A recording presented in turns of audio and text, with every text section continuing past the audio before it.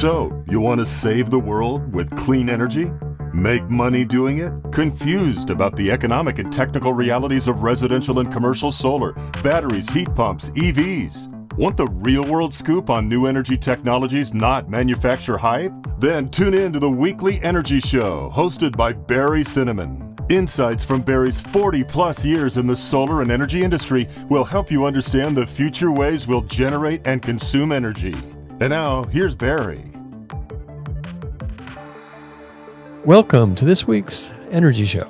Now, 2025 was a record year for residential solar and the battery industry. Many homeowners decided to install solar in 2025 before the 30% residential solar tax credit went away. Unfortunately, 2026 is shaping up to be a record bad year for residential solar and battery industry. The cost of new solar and battery systems have effectively gone up by 30% with the loss of that tax credit. But the news isn't all bad. Equipment prices have come down slightly. Electricity rates keep going up fast. Blackouts are more common.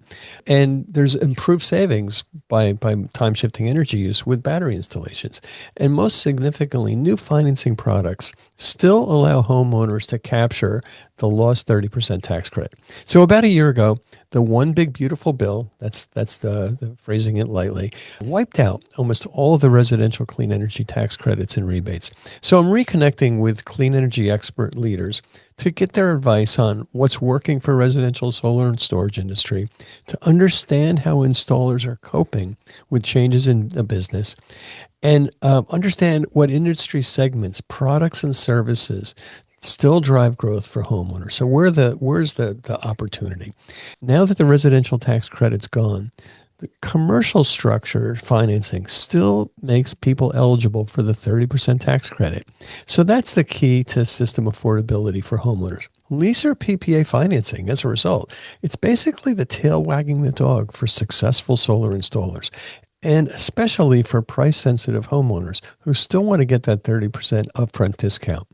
So I'm happy to have Dan Javen back as our guest this week. He's a solar finance expert and has been through many of these solar coaster ups and downs. He's accurately predicted, when we talked to him last year, accurately predicted on the nose the impact of financing on 2026 solar deployments and how it would ripple through the industry. So I'm looking forward to his analysis on where things are going for 2026 and 2027 and beyond. So welcome back, Dan. Thanks for having me, Barry. All right, so big background there, but just kind of getting down to brass tacks. How's the residential solar and battery industry doing now, 1 year later, compared to your original expectations? Yeah, so I think you hit the nail on the head. 2025 was a record year, especially Q4, because there was a rush of a lot of folks trying to get their applications in and systems installed so they can leverage 25D under the existing tax credit that expired on the end of the year. 2026, this year, right now we're somewhere around 20 to 25% down in aggregation on the residential side. A lot of that initially was because people are transitioning over from loans to leases and prepaid products. We didn't have a lot of prepaid products in the market early 2026, but they're beginning to ramp up now. But a lot of the transition was from loans to third-party ownership or leases, and so that is ongoing. But I think the bigger concern is limited availability of financing for leases and TPO, and then even prepaid products. A lot of the availability in the market is determined by availability of subcomponents of financing, such as mezzanine debt on construction or debt long-term after construction or tax equity.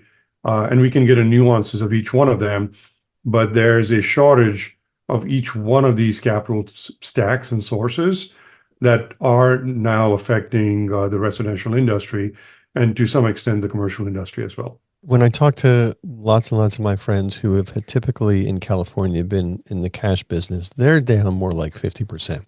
So from an industry-wide standpoint, a 20 to 25% slowdown makes sense. Companies that have been historically using financing, they're like a fish to water. They know what to do. But the companies that have never done that, it's a tremendous infrastructure change for their business. No, absolutely. So your decline is also region-specific, and you've got certain regions of the country that are impacted more than the others. The Midwest, for example, have pretty much rolled into obsolescence at this point because some of these transactions just don't work out there. At least on the West Coast and East Coast, with utility rates increasing, a lot of that has to do with the AI data center boom and consumption sources. The increase in rates are still pushing renewables, and especially on the residential side, through TPO and third-party financing. There's a reason to actually still move in that direction. But in a lot of areas of the country right now, there's major gaps on that, and that's a problem. Yeah, that's a big challenge. So there's going to be another big change happening at the end of 2027 when the commercial solar tax credit goes away. We still have the battery tax credit, but how are TPO companies going to be adjusting to the fact that there's no more tax credit on solar? And I think about it specifically with the most popular product, which is the Tesla Powerwall that has a solar inverter built in. So what are your thoughts about how those solar and battery deals are going to be structured where there's no tax credit on the solar part anymore? Yeah, no, I think the challenge is already happening right now. A lot of companies actually favor domestic content, which again, there's limited quantities of, while other companies have safe harbored a certain amount of product. But that safe harbor is limited. It's not unlimited. And I think that's part of the challenge, because for you to get the tax credits beyond 2027, you need to have safe harbored by July of this year. So that opportunity is gone. So what you've got now in your ammunition stack on safe harbor is what you're really going to carry over the next 2 to 3 years. But in addition to that, along with all these changes, we're seeing changes now to tariffs. The Section 232 tariffs just got announced yesterday by the White House, which has a cascading effect across the board with any kind of purchases on PV that's not made in the US. And if it's made in the US, it affects all sales that are actually important to the US. So in addition to headwinds on the tax equity side and the capital market side, you also now have headwinds on pricing. The industry sort of survived through the ups and downs in the beginning of this year because, like you mentioned, prices came down. But those prices are now being artificially increased because of tariffs that will directly affect viability in certain markets that I think will play into the bigger picture long term. If you could just give us a very brief explanation of what tax equity financing is for maybe for a residential customer that's not a financial guru, and then what will happen to tax equity financing later this year in 2027? Yeah, so tax equity financing is really financing a company leverages against a portfolio of assets that they can actually farm out to an entity that actually has a need for that tax equity to offset any kind of income sources they've got.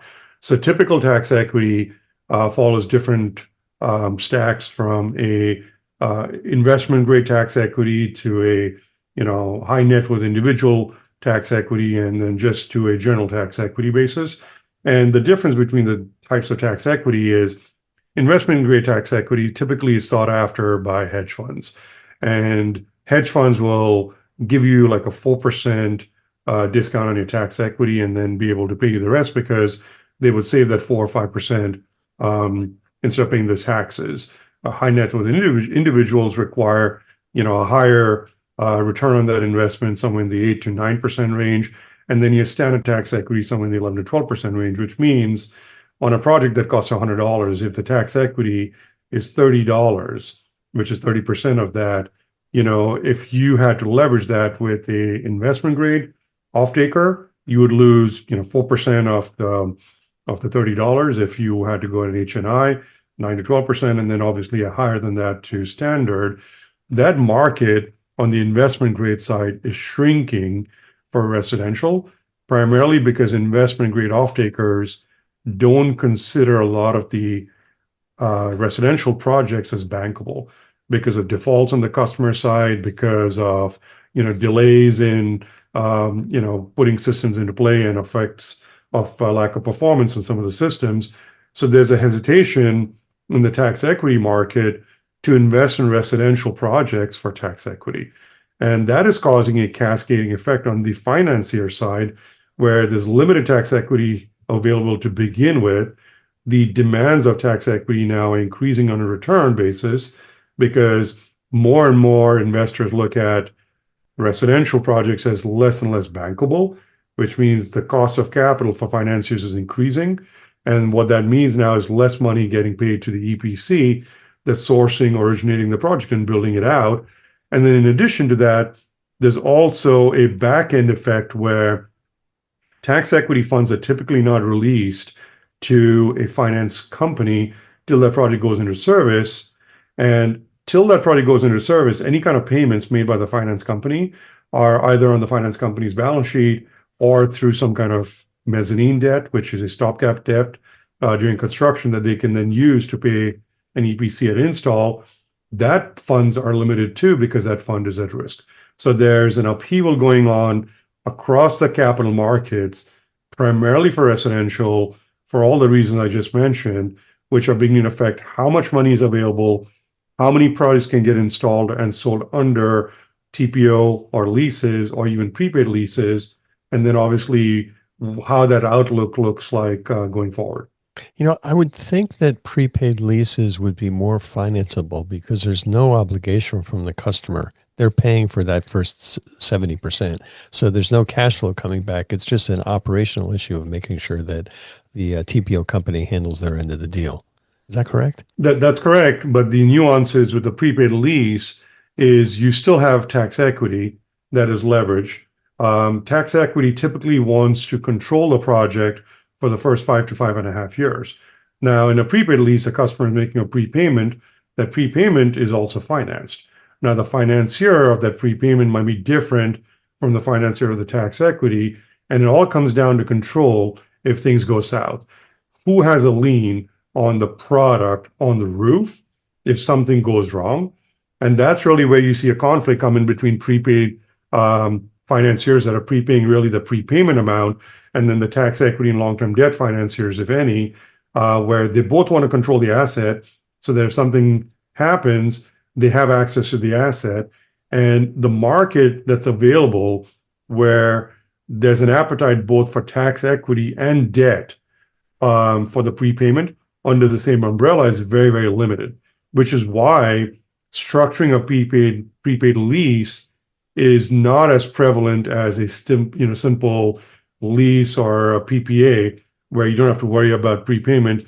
And that's really the nuances that are dictating how much capital is available, how many projects we can actually put into a prepaid lease. And yes, you do have more and more companies coming up now with prepaid leases, but when you're looking at a comparison factor, if you can finance $1 billion of leases and PPAs, the ratio of prepaid leases you could probably finance based on the number of investors that are available and willing to do a transaction like that is almost 10% of that. So 100 million compared to $1 billion, and that obviously affects how many products you can sell and you can put into service. It looks like there's going to be a shortage of tax equity financing for a lot of these products, these leases and PPAs and prepaid also. What impact could increases in interest rates have on the availability of financing? Yeah, I mean, so interest rates for financing for residential to begin with are much higher only because of the default rates. So initially, we didn't have a large enough pool of residential loans out there where you could gauge what the default rate would look like. But we've seen default rates increasing more and more on residential loans, which is why the interest rates are higher. And that's the same thing is happening now on the debt side for residential leases or PPAs, or any kind of TPO solutions where the rates are much, much higher. In addition to that, like we're today in a subsidized rate market. And what that means is if you look at the interest rates with the feds, it is actually kept low on purpose. If you're looking at matching interest rates for inflation, we should be at least 50 basis points higher than where we are today.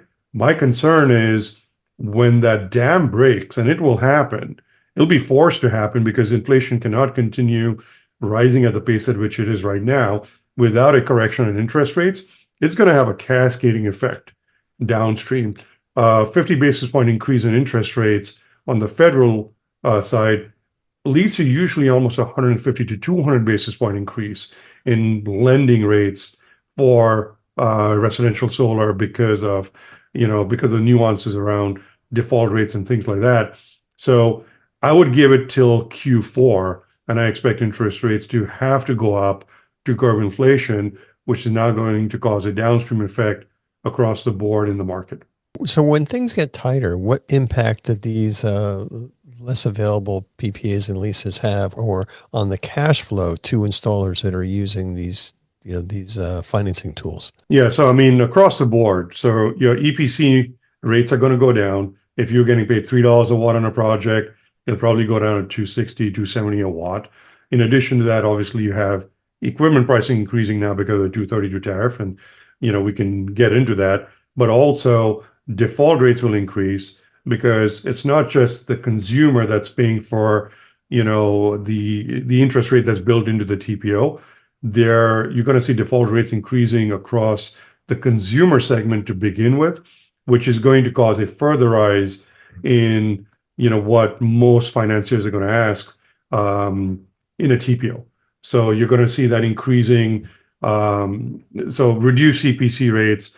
Your markets won't be as favorable as they were before. You're also going to have limited financing available to the consumer segment because the consumer rate default rates will have increased, because if the interest rates increase, less and less people pay their bills and they default more and more likely. So it's going to cause a cascading effect going forward from Q4 of 2026 into Q1 and on 2027, which makes it less and less lucrative now for an EPC to sell third-party ownership because they're making less money and there's even less capital per se available to them to actually transact. So if a financier only has $50 million of capital available for a lease and they've got 1,000 dealers, for example, there's less to go around. And then at that point, there's picking and choosing that happens. And you and I are both familiar with it, where there's preferential treatment made by certain financiers to certain EPCs, and that could be paying them a higher EPC rate, but then levelizing that across other EPCs. So you're going to see more and more of that happening, which is, it's not fair play business, and it's going to be detrimental for the smaller guys that are out there compared to some of the bigger guys out there. Yeah, I've seen a couple of things happen. Once, mysteriously, the rate that the finance companies would pay would go up, so they would they would be more expensive, or they would say we're going to give you less money for the projects, or what is really hazardous is that they just delay payment, so the cash flow gets stretched out. So that's pretty bad. All right. We talk a lot about the details of the financing. It's pretty complicated. But what advice do you have for residential installers to help them survive? How should they look at this? It's dangerous. Make sure they have the right overhead to handle it. But should they take the leap and go after some kind of prepaid financing? And how do you think that's going to impact their business? Yeah, so I think there's a couple of different ways to look at this. The first thing is you need to run a business, which is you need to know your costs, your expenses. You need to bring down your cost of acquisition, because that is usually one of the most, expensive parts of the business. And in the past, most people have just spent up to 35 to 40% of the value of the contract as cost of origination through dealer models that frankly are beginning to fail. And Freedom was a good example of, what happened because of that. So run a good business where you are in the driver's seat and you understand really where the costs and the revenues are coming from. The second one is diversify your business. Do not restrict yourself just to solar. And within solar, do not restrict yourself to just a financier, because different financiers today are subject to strain based on the conditions they're in. I mean, you saw that with Mosaic, you saw that with Sonova, you saw that with a lot of different financiers that went out of business. So diversify your business, do more than just solar, but even within solar, diversify your financiers. And eventually, if you can convince customers to acquire their projects through ownership, even if they're not getting the tax credit, albeit at a lower EPC price, it is a more sustainable business model where you're not chasing tax credits on potential phantom income that is now under the control of a finance company, like Barry, you said, that may delay payments because they don't have, their own finance stack readily available to them, that can put you out of business. Because you can go out of business when you don't have enough, business, but you can also go out of business when you're doing a lot of business, but the cash flow is what kills you. And that latter usually happens quite suddenly if you're not on top of it. So diversify yourself, know your business, diversify your financier base, and then within that, ask the hard questions, if you can, of the financiers on sources of capital, not down to who their actual source is, but how much capital do they have available to actually allocate to you without any kind of hiccups in payments, because even a 3 to 4 week delay in payment can put a company out of business. And we've seen that happening in the last 2 to 3 months alone with some of the largest financiers out there, where I know companies that have gone out of business because of cash flow constraints, because it is imposed on them by the financiers that actually prioritize the payments to their bigger EPCs because they didn't want to lose those EPCs. So I would not want to be in the receiving end of that. It seems like what happens with the financiers is they may give installers, EPC companies, the okay to start a project, but they may not have all the capital they need to pay off that entire project. Absolutely. So they're like rushing to raise a new fund or a new tranche so that they can pay off their old projects. It's almost like cutting checks. Well, it's almost like you're paying, taking from Peter to pay Paul. Then it ends up and I don't want to say this, but if you keep doing that for too long, it ends up becoming a Ponzi scheme. Yeah, it's a challenge. You mentioned something about, finding lower cost equipment. Boy, I've searched high and low for more affordable, less expensive, complete battery systems. And what I've been finding time and time again is that you kind of get what you pay for. And the current leaders, the higher price systems, they're reliable. And boy, I haven't found anything that was really significantly less expensive that came anywhere close to the reliability of some of the more established companies. So you do have established companies that are still cheaper. And I'll give you a perfect example. If you're going to compare an Enphase system to a Tesla system, I mean, they're both good. They're both well known. Tesla is about, I don't know, less than half the cost of an Enphase system, has a fully integrated Powerwall and inverter solution. Even Franklin, for example, has an integrated inverter and power and storage system. So if you're going to deploy storage, and you can deploy storage that includes an inverter, reduces labor costs, reduces time, reduces overall equipment costs.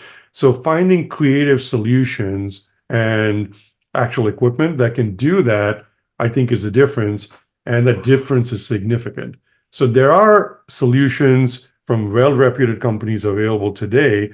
And I'm not talking about going to the Chinese inverters and so on and so forth, but even within the existing marketplace, there are reliable component manufacturers that stand behind their product, and the price difference can be almost half as much of paying something more for something like an Enphase product or equivalent.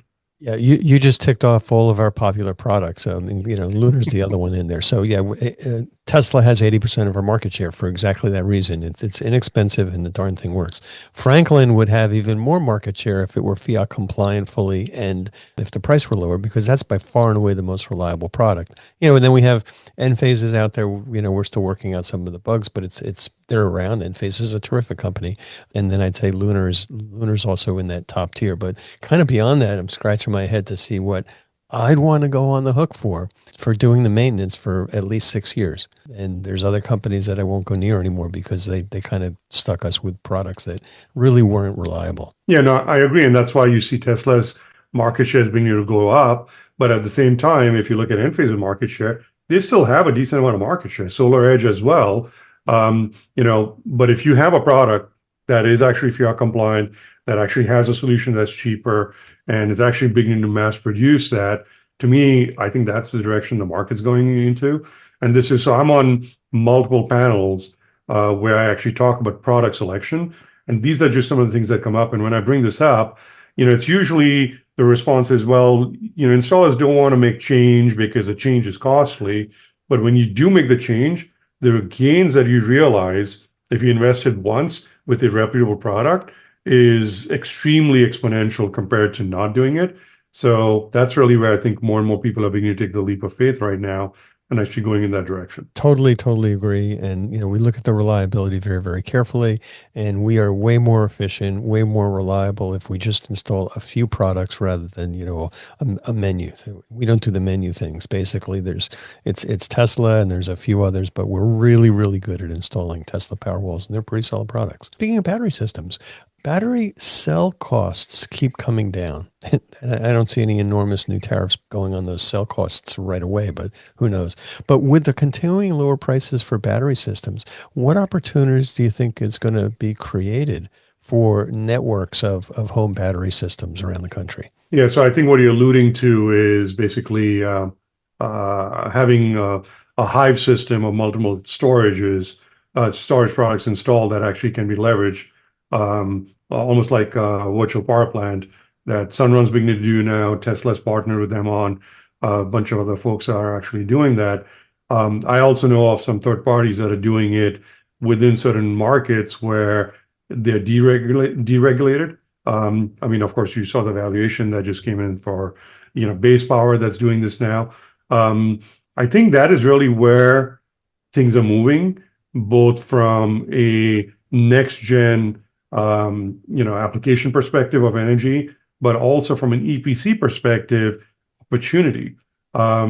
Most people are beginning to realize, and I've said this now for the last almost 8 to 10 years now, energy is going to become a matter of national security for us. And having behind the meter storage is going to basically give us the ability to be resilient in case something happens.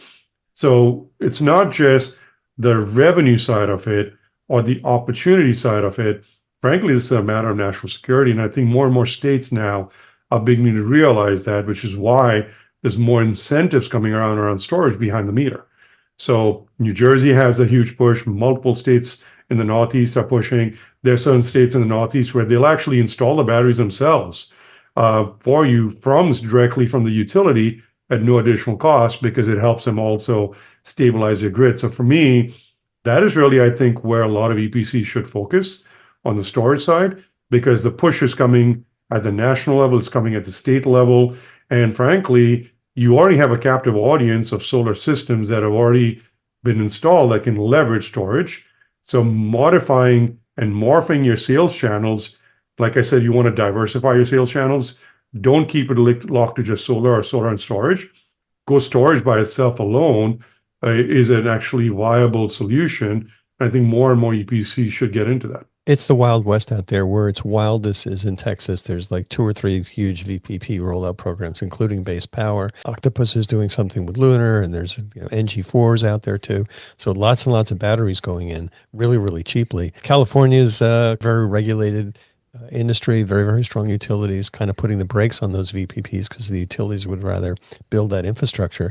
But it just keeps making more and more sense all around the country, and also here in California. With all these factors in mind, how do you see the solar industry and the battery industry growing between now and say 2030? I think for the next year or two, you're going to see, especially on the residential side, the solar industry is going to be more or less flat.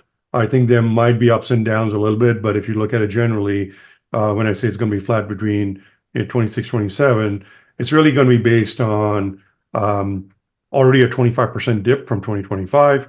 And if you looked at it from 2024, almost a 35% dip. I think there's going to be a change in DC in Congress in November. And I think that will end up becoming a bargaining chip between the Democrats and the Republicans. I think in 2027, that might now lead to change in policies, maybe even a possible extension on the ITC that can actually be leveraged by the entire industry in general. But the effects of that won't be felt till much later in 2027, which is why I think 2028 is really when the recovery is going to start. And if the issues in the Middle East continue at the pace at which they are, and every day something new crops up, it's going to actually drive more and more towards renewables as a matter of national security, which is where you're going to start seeing 28, 29, 30 is where I think you're going to see almost I don't want to say a hockey puck or a hockey stick rise, but you're going to see a steady rise and recovery. And I think 2028 will recover from the losses of 2024. And then 29 and 30 will really be the gain. And I think the gain is going to be, in the past, it was usually 90 and 95% solar, 5% storage. I think you're going to end up in a situation where you're going to run almost like a 55-45 split, where you're going to see 55% solar, but 45% growth is going to really be on the storage side. Spoken like a true optimist. I'm on board totally with you. I'm amazed at what's happening in Texas and taking it a step further, even in Australia, where the utilities are actually reflecting the fact that there's an abundance of power during the day. And in Australia, they're actually paying people to take the power off. So they aren't even putting in solar. Or de minimis amounts of solar. And Texas is kind of doing the same thing. It's like, put in a battery. You don't even need solar. The independent utilities will basically say, hey, we'll charge that battery really, really expensive during the day so that we can use the power at night and you can kind of get backup power. So it's really, really changing. All right, last question. What kind of system do you have on your home? So I have a 32 kilowatt in-phase system. And storage? 9 Powerwalls. 9 Powerwalls. Are there regulations in New Jersey about spacing between the Powerwalls, or were you able to stack them, or did you just put them all like way in the back? No, they're stacked. So my system was actually one of the largest systems that Tesla delivered at that time on the East Coast, and it brings with it a whole bunch of nuances around, ground fault tolerance and things like that, where you have to test the site because you can't actually do that on all sites. But right now, there was no limitations. I had them stacked in triplets, so 3 times 3. So they're sandwiched times 3, and then from a spacing perspective, they're 12 inches apart, which is what the manufacturer specs were. But I've had that system now for some time, and I'm extremely happy with that system. It actually gives me only 60% offset of my energy consumption, that 32 kilowatt system. But I love the system. I think it's great. Well, you got to be more energy efficient, Dan. So my house actually is a net zero house. My challenge is heating in winter, and all my heating is floor heating. And unfortunately, when I got my floor heating, it runs off ethylene glycol. So the house is actually, it's a LEED certified house, but the ethylene glycol at that time, they didn't have a heat pump system to run it, so it's actually running off electric boilers. So once I upgrade those electric boilers to heat pumps, which they now have a system that can do that, my base consumption for my house today is only about 4,000 watts. Okay. All right. Right. That includes a pool. Yeah. But when I turn the heat on, I've got 2 60 kilowatt boilers. Ouch. That crank up. Yeah, that's why you need all those Powerwalls. We're putting in a lot of heat pump systems. I haven't yet been comfortable with any of the water to air or air to water heat pump systems. I don't want to do it geothermal, but basically heating water. There's no hydronic systems that I've seen yet, but we're waiting, and there's a bunch of announcements, and there's new companies coming into the market with that. Now, the other dilemma that you have with a floor heating system is you've got an enormous thermal mass. So when you go on vacation, you can't turn the system off because it'll take you 3 days to heat the floor up again. That's right.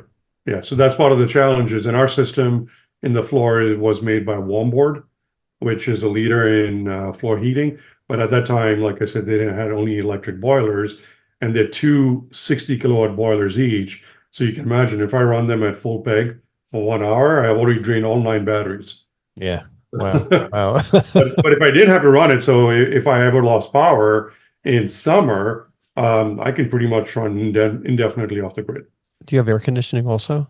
Yes. So my air conditioning is 2 Lennox systems that are variable speed compressors. They're each 4.5 tons, but I have never crossed more than 1.2, 1.3 tonnage on each one of them on consumption, ever. Because the entire house was built using ICF, insulated concrete form. Mm-hmm. You've got 6-inch thick concrete walls all the way up to the roof with 2.5 inches of foam on either side. Wow. So that's a pretty tight house. Now, what about when the Lennox systems go out? Just put in a Lennox heat pump system or a Mitsubishi heat pump system. We just changed that out for one of our customers. They had an old Lennox air conditioner, and we put in a heat pump, and then we took out their gas furnaces. Yeah, I mean, that would be also another good option. At that time, I didn't have a heat pump system that actually had a good energy recovery from the winter months if I want to run off heat off that, but now they do. So that's going to be on my next to do. But like I said, my base consumption in summer is like 4,000 watts, and that's it. I've got a heat pump system. I've had it for 7 years. We're still running pretty negative. We get a check back from San Jose every year, including the car charging. But during the winter, that is when we really rely on getting power, because even with 30 kilowatt hours of storage on a cold night, and cold for us is 32 degrees, it'll drain the batteries. Right. No, I hear you. Dan, great catching up with you. That's fascinating about your home system, actually, and then you're pure gold when it comes to commentary about these financing tools. So thanks all of our listeners for tuning in, and Dan, I hope you can join us again. And if anybody misses any of today's show, they can always go to our website at theenergyshow.biz and listen to the podcasts. Thanks for tuning in to this week's Energy Show.